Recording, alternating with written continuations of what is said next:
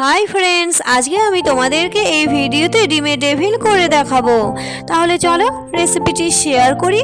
প্রথমে একটি প্লেটে 1 চামচ গোটা জিরে, গোটা ধনে, গোটা মৌরি, লবঙ্গ, গোলমরিচ, গোটা গরম মশলা আর একটি শুকনো লঙ্কা নিয়েছি। এই সব কিছুকে এখন শুকনো কড়াতে ড্রাই রোস্ট করে ঠান্ডা করে মিক্সিতে পাউডার করে নিচ্ছি।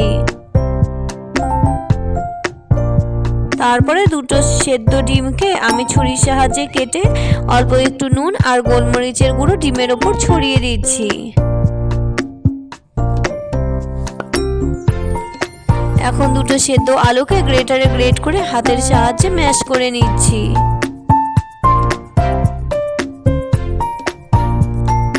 কড়াতে কিছুটা তেল দিয়ে প্রথমেই আমি পেঁয়াজ কুচি দিয়ে দিলাম।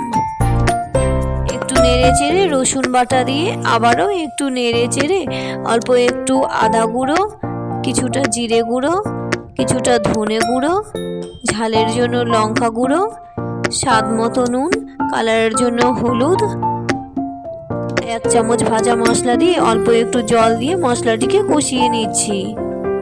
মশলা কষিয়ে নেওয়া হয়ে গেলে ম্যাশ করে রাখা আলু দিয়ে ভালো করে নেড়ে চেড়ে আলুটিকে সব কিছুর সাথে মিশিয়ে নিচ্ছি।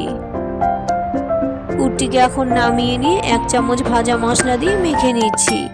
তোমরা কিন্তু কড়াতে নামানোর আগেও 1 চামচ ভাজা মশলা দিয়ে নেড়েচেড়ে নামিয়ে নিতে পারো। এখন আলুর মিশ্রণটি হাতে নিয়ে একটু ফ্ল্যাট করে এর ভেতরে ডিম দিয়ে আমি কিন্তু ভালো করে ডিমের মতো শেপ দিয়ে নিচ্ছি।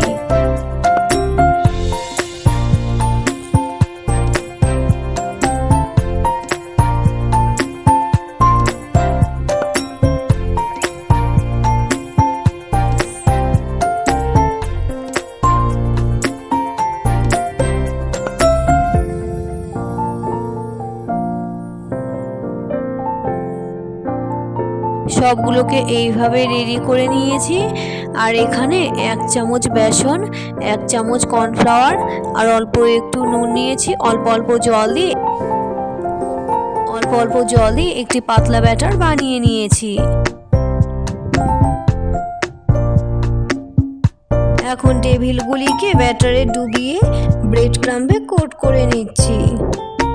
এইভাবে সব ডেভিল আমি কিন্তু কোট করে নিচ্ছি।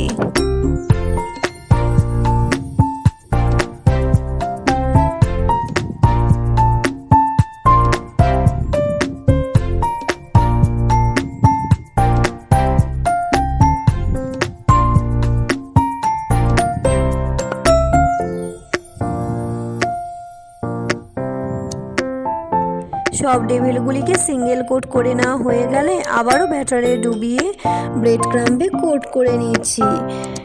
ডেভিলগুলিকে পারফেক্টলি ক্রিস্পি করার জন্য আমি কিন্তু ডবল কোট করে নিলাম।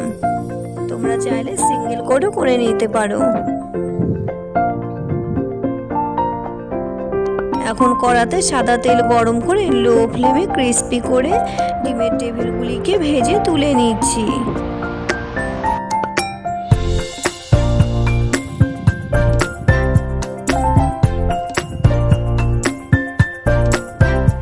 একইভাবে বাকিগুলো আমি সোনালি করে ভেজে তুলে নিচ্ছি। ডিমের ডেভিল আমার কিন্তু এখন রেডি।